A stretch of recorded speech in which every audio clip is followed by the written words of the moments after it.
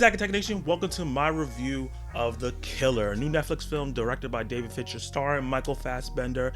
And is this a slow-moving, boring action flick or something else? Let's attack it.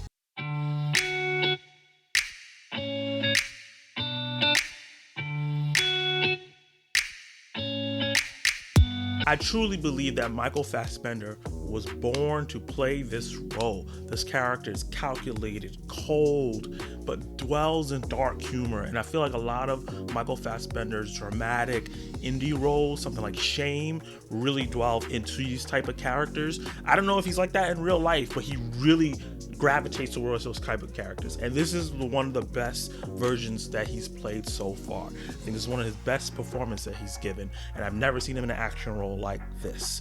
This nameless character that doesn't have that much lines in the film and does a lot of internal monologuing is this character that's an assassin that is just on his worst day of the job. Basically, someone that's a perfectionist, has so much anxiety, this unseeable character. You think of assassin, like no one knows an assassin, no one even really thinks they're real, they're just on movie TV. But the way that they characterize the character here and bring them to life, it makes it feel like it's a tangible thing because he has so much vulnerabilities that he thinks about. He has music that he enjoys that's used throughout the film to really great effect, and Michael Fassbender was perfect to encapsulate all those different things and make this character that should be despised. Maybe if it was played by somebody else, you probably would have liked the character, but there's a likability to him even though he's not a good person. So after he's been on a job trying to assassinate a target, he messes up. First time ever in his career that he's messed up, and this unravels a sequence of events that causes him to go on kind of like a revenge tour. And I really enjoyed how this movie felt very familiar. Like we've seen a lot of movies, especially since Taken 1 with Liam Neeson, and Liam Neeson's kind of like copycatted that movie 17 million times at this point.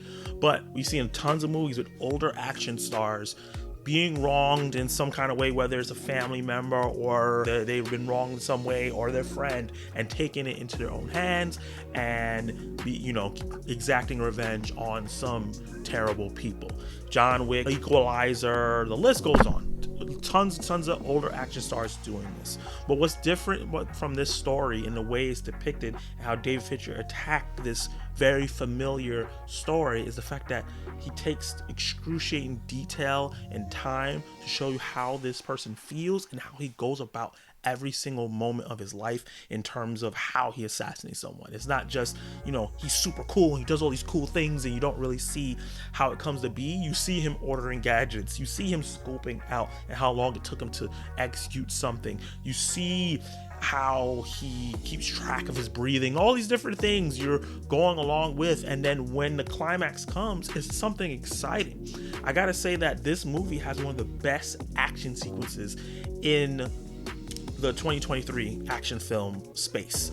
And I know people love John Wick 4, and I like it and I love it too, but what that film had lacked in terms of like impactfulness of the action, where it kind of became video gamey and not like, I never feared for John Wick's life for the most part because he was just doing ridiculous things, and this is so toned down and so realistic. The action sequence that we really get is so hard hitting. The sound design really helps you get into what's going on, and every punch, every kick, every slice, every shot, it has you on edge, and I was so enthralled by all of that.